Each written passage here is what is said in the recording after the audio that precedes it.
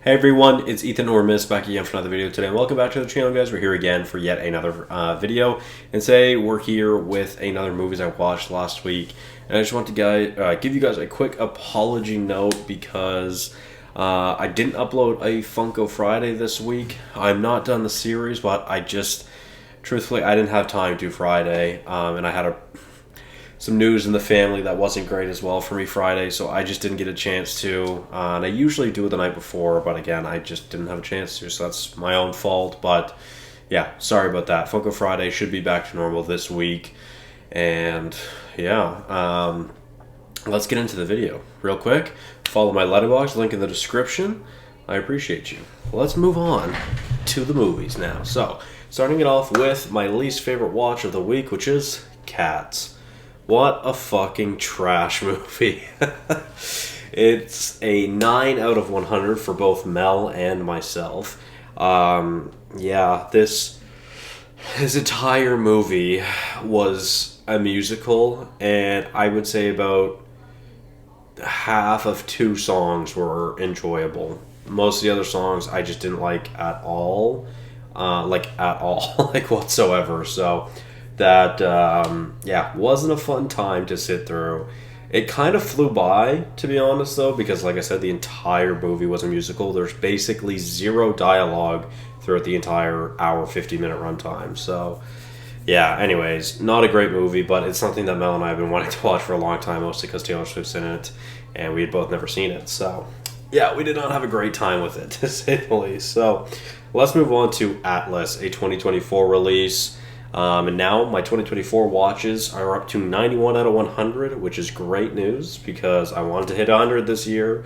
So my goal is almost complete. Next few weeks I just gotta watch 9 more, so it should be good. Anyways, Atlas, I feel like the plot is an interesting concept of having the first AI terrorist, but it's also quite a sensitive topic, obviously. But I just didn't think anything in this movie was particularly executed well, and I don't think there's a lot to enjoy here. For every decent piece of CGI, there's just really bad CGI following, and it's not great. I mean, truthfully though, not as bad as the CGI as Cats, so shout out Atlas, I guess, for that. But truthfully, there's only 2 reasons I watched this movie, and it's because Simu Liu is in it, and it's a 2024 release. So, yeah, let's just keep it going. Let's move on to Mononoke, the movie, The Phantom in the Rain. Now, I believe there is actually a TV show regarding, or kind of about this universe. I don't know if it's connected or not, but it's not something I've watched. Nonetheless, I watched this again because it's a 2024 release.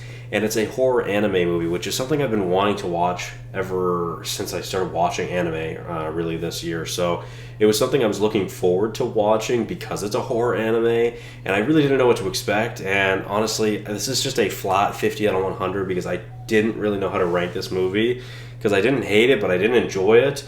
But on one part, like on one end of the spectrum, it's a really great movie to look at, perhaps the most vibrant, most colorful and beautiful movie to watch, to be honest. It's just visually stunning to look at, but I just felt so confused throughout this movie at so many points, and I didn't understand what was happening, and I audibly said, wait, that's the end of the movie? When the movie ended, not knowing it was a part 1, which that's my own fault, I guess, but I think part 2 is going to come out next year.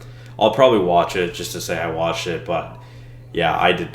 I just was absolutely fucking lost when watching this movie, to be honest. So, yeah, as for a horror movie, not scary at all. The only thing that was scary about it was the sound design and some of the score.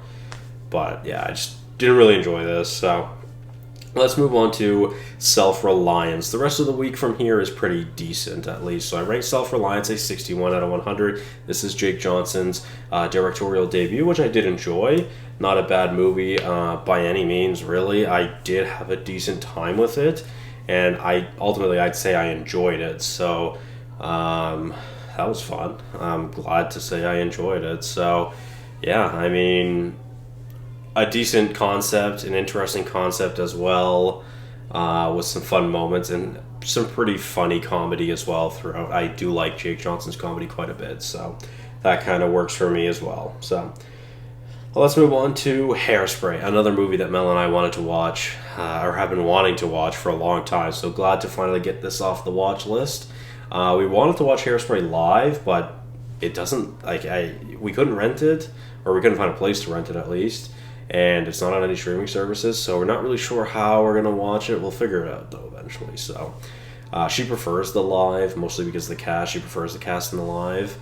And honestly, this is also another movie where pretty much this entire movie is music. There's much more dialogue and plot throughout this movie, where there's literally none in Cats. And there are some enjoyable songs and enjoyable scenes and characters in this movie.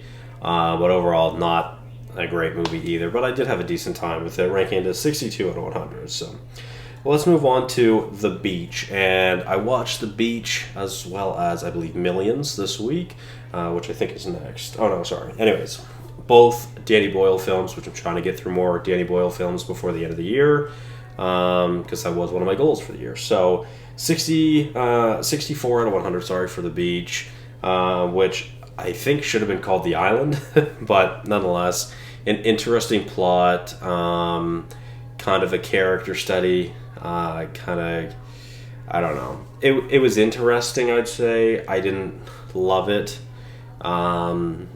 Yeah, I don't know. I just thought it was a decent watch. I don't really have much to say about it. 64 out of 100. Let's move on to Kindergarten Cop, which I seen was, I believe at least, I'm pretty sure, it's leaving Netflix soon, so wanted to watch it. Plus, it's an Arnold movie, and I've absolutely fallen in love with Arnold this year, so figured why not, let's watch it. And I had a decent time with it, ranked at 68 out of 100.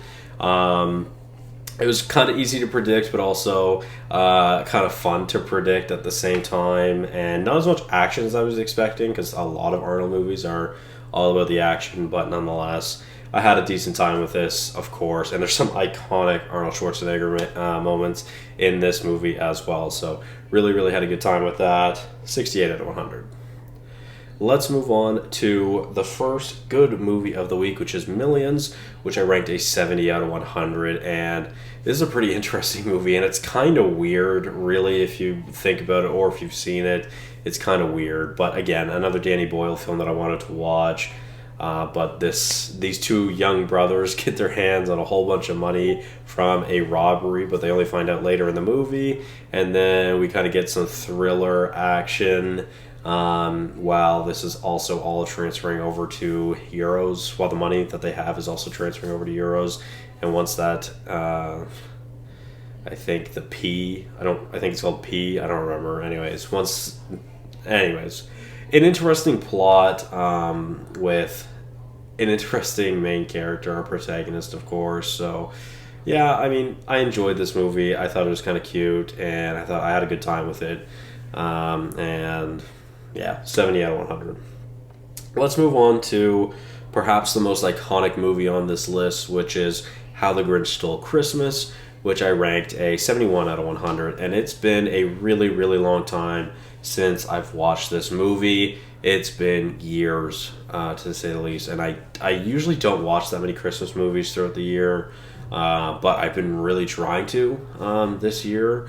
I've been trying to watch a little bit more, at least. There's a few that Mel and I really want to get through before Christmas comes around, I guess, in a few weeks as well, so we'll see how that goes. But yeah, I mean, I don't know. I did enjoy this movie, but I kind of find it hard to enjoy Jim Carrey's comedy. It's just not really for me. It doesn't hit for me a lot.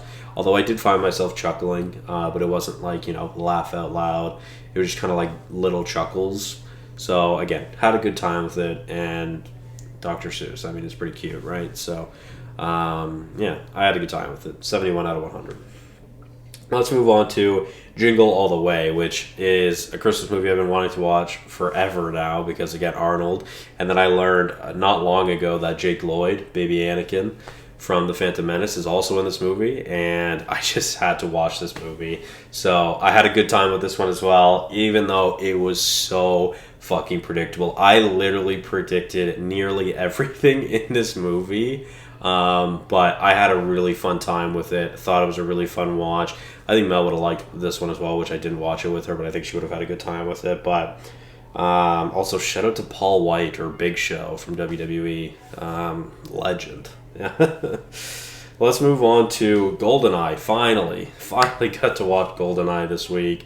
I've been trying to get with Goose over the past few weeks. Schedules just have not been able to line up, and we finally got together last week, to watch GoldenEye because I've been waiting to watch it with him.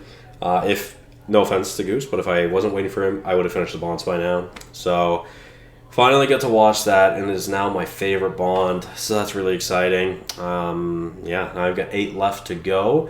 Gonna try to watch the other 3, Brosnans this week, and then maybe I'll watch the 5 Craig next week. We'll see what happens, but yeah, overall, had a decent time with this. Really enjoyed it. Some really epic and awesome action scenes throughout. Some very crazy stunts and action scenes also.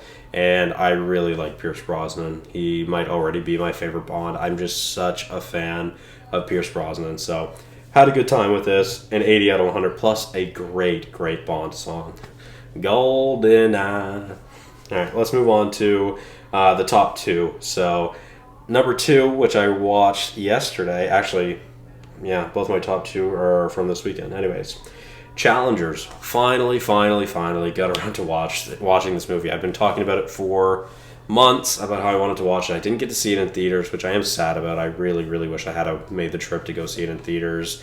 And I remember once, it was late, obviously, since I missed it in theaters, but there was one week that I had it set. It was my only goal for movies that week. It was to go see Challengers, and it fucking left theaters that week, and I didn't get to see it. So, anyways, finally got a chance to watch it, and I really, really loved it. Had a great time with it. I'm not a huge tennis guy, but this movie made me invested into tennis and made me really enjoy tennis.